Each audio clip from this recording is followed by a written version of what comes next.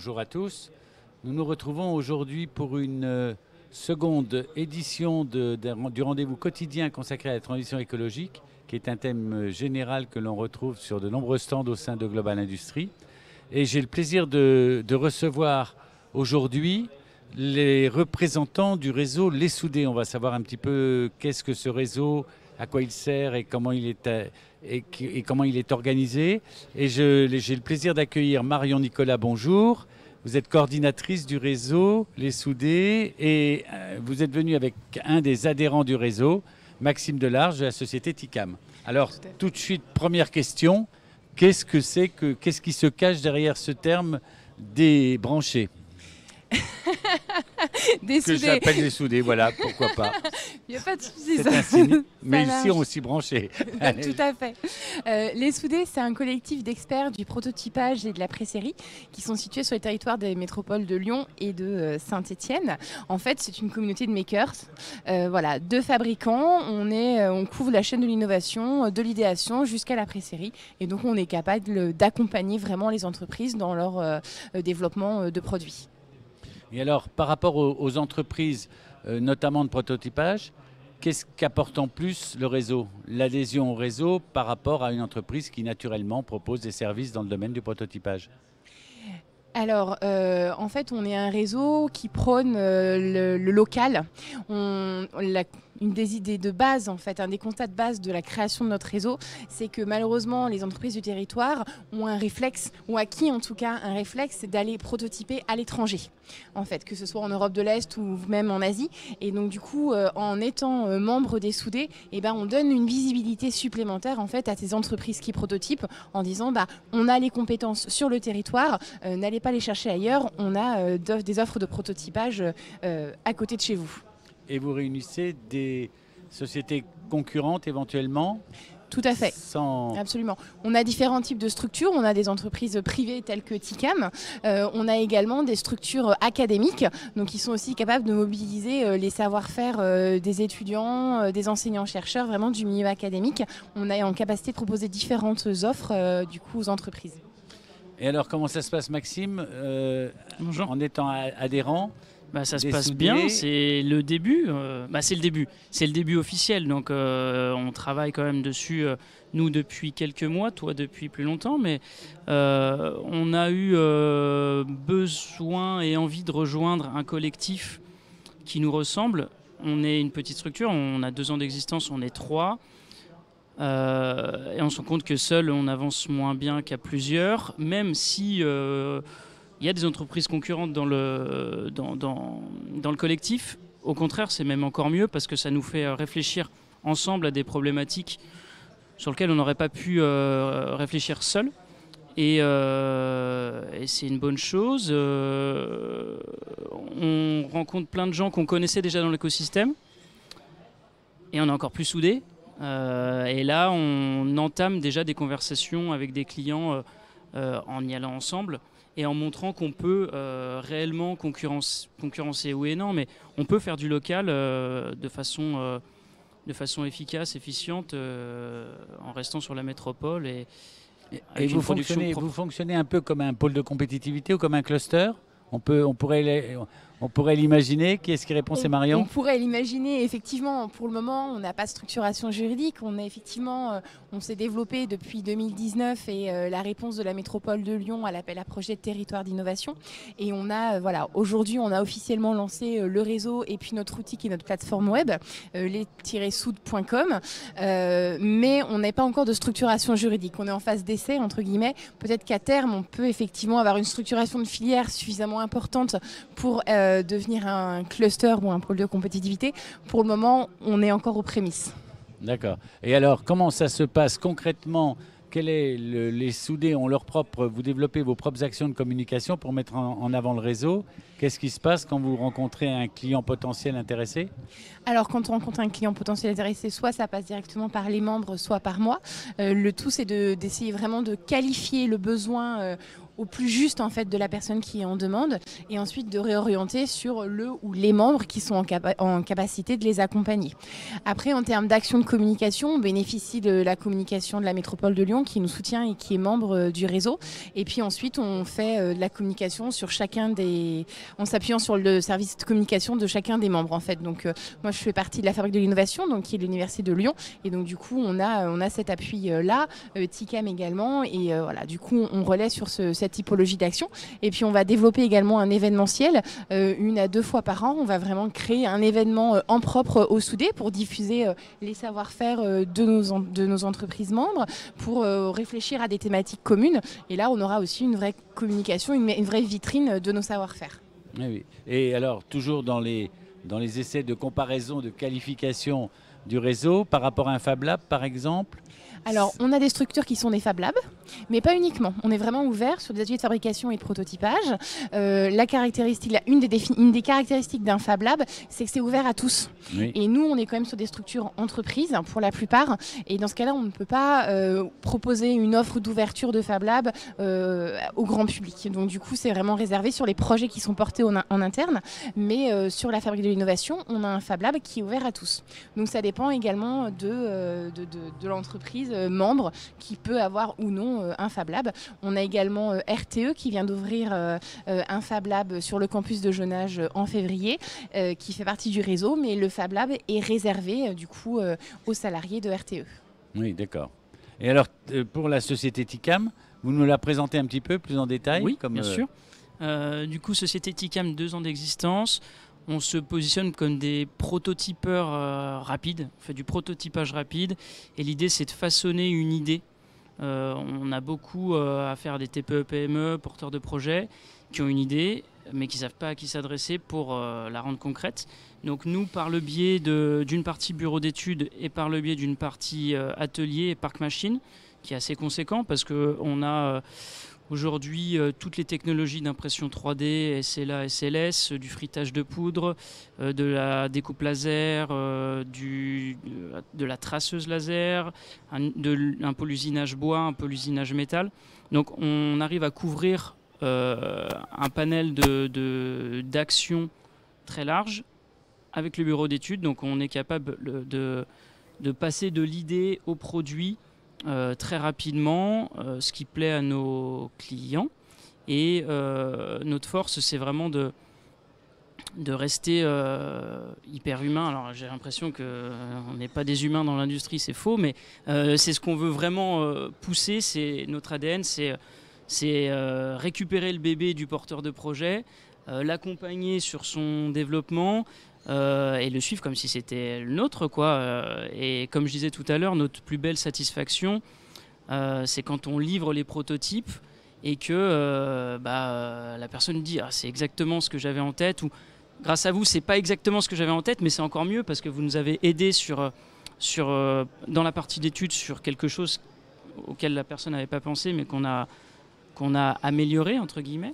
Ça a été le cas récemment sur un projet, et ensuite grâce au soudé aussi, ce qui est intéressant, c'est qu'on va pouvoir, nous on est prototypeurs sur des petites pièces, on fait très peu de pré-industrialisation, on ne fait pas d'industrialisation, par contre on donne la main à des copains des soudés pour que le projet continue et que l'ADN qu'on a mis d'humain, de suivi, de passion, on puisse le donner à nos copains des soudés pour que ça continue comme ça.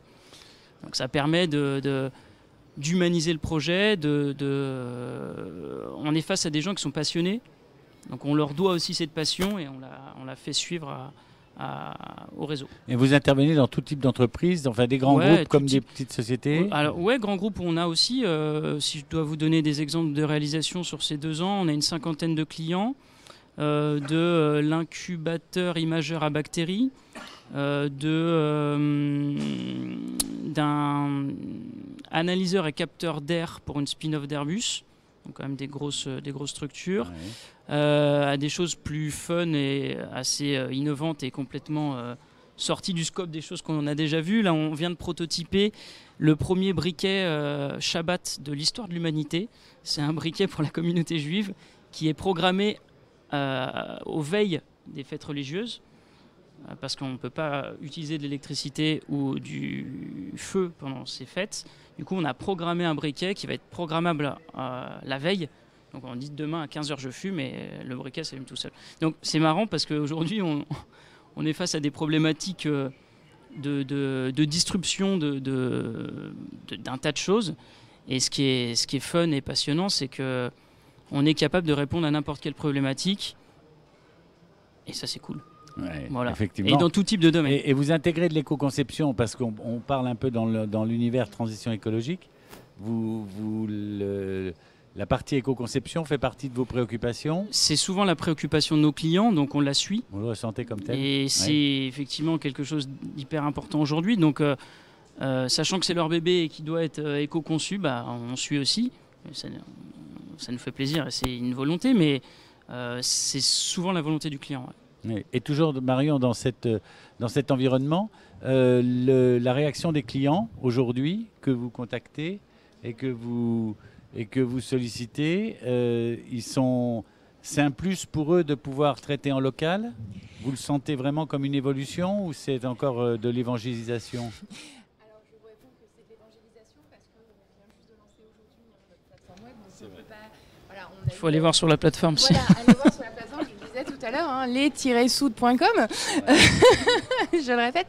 Mais on a vraiment en tout cas ce ressenti-là de pouvoir faire en local et de pouvoir échanger aussi. Hein. Je discutais avec une chef d'entreprise tout à l'heure qui me disait qu'avec la Malaisie, par exemple, ne serait-ce que prendre en compte le décalage horaire, etc., c'était compliqué dans une gestion de projet et que...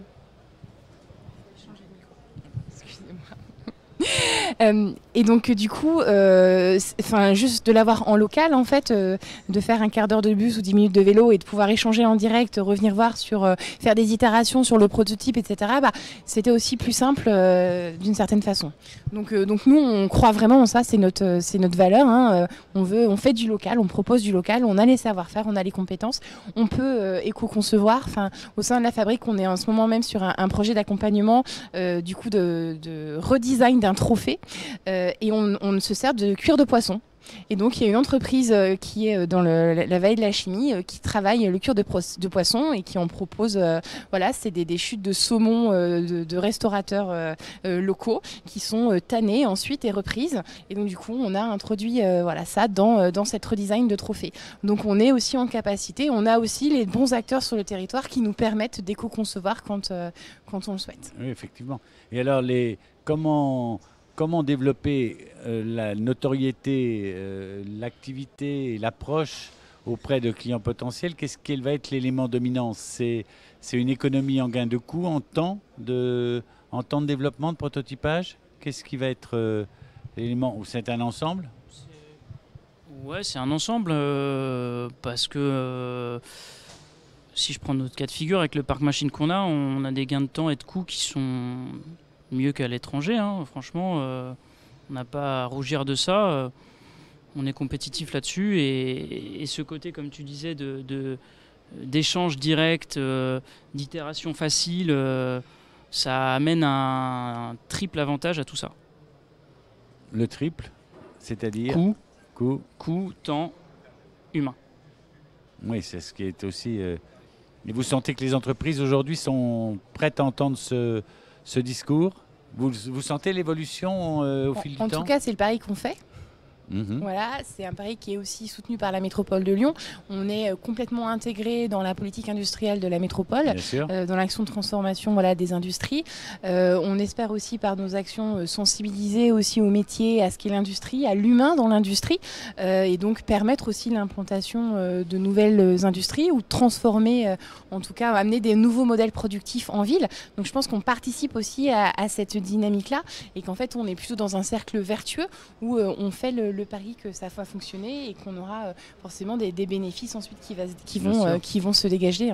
Et vos objectifs alors à à 1 an, à 2 ans, c'est un nombre plus important d'adhérents. On est adhérent au Alors, CD. on n'a pas de structure juridique pour le moment, mais on a effectivement un principe d'adhésion. Et voilà, il faut qu'il y ait une validation des membres actuels pour faire entrer un nouveau membre.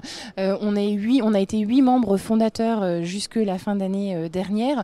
Et là, en 1 an, on a doublé les adhésions. On est passé à 16 membres et on a déjà beaucoup d'autres demandes pour intégrer le réseau. On est sur les territoires de la métropole de Lyon, de la métropole de Saint-Étienne et les territoires limitrophes. Et en fait, on se rend compte qu'il y a beaucoup de compétences et que en fait, plus on communique dessus, plus il y a des entreprises qui sont intéressées à la fois pour être utilisateurs de notre service et à la fois pour intégrer le réseau. Parce qu'en dehors de la vision vraiment juste venir chercher en local des compétences, il y a aussi cet aspect humain et réseau, d'apprendre à se connaître, de voir les complémentarités qu'il y a, de pouvoir travailler sur des thématiques communes, sur la logique d'un cluster, où là on a vraiment cette logique-là, ces échanges-là. Donc du coup voilà, on fait ce pari-là. Donc d'avoir une augmentation du nombre d'adhérents, c'est sûr. Et puis après, on n'a pas mis de chiffres, mais on a un financement de la métropole pour encore 2 ans, donc pour tester, entre guillemets, faire la preuve de concept que ça fonctionne. Et à l'issue de ça, on verra pour développer un modèle économique et pérenniser la structure des soudés. Mais aujourd'hui, c'est la métropole qui prend en charge le financement de vos activités. Oui, on fait partie dans le cadre de sa politique industrielle, territoire d'innovation. Qui a été présentée hier officiellement et à différentes reprises dans la journée. D'accord. Alors, donc, on approche de la fin de notre émission. Ça va être le moment de rappeler les adresses utiles. Alors, d'abord, les soudés, le site internet, voilà, la plateforme. Donc les-soudes.es.com, tout à fait. Et puis, vous retrouverez du coup l'ensemble de nos membres sur cette plateforme. En dehors de ça, vous avez la politique de industrielle donc sur le site de la métropole de Lyon. Sur TICAM... Il y a une équipe qui se constitue avec des permanences pour accueillir le public éventuellement, enfin les industriels. Alors on n'a pas de lieu du coup dédié, puisque du coup nos membres ont chacun des lieux et pour le moment on est aussi dans cette logique d'apprendre à se connaître et quand on se réunit on fait le tour entre guillemets des copains, j'aime bien ton expression, finalement des copains des soudés.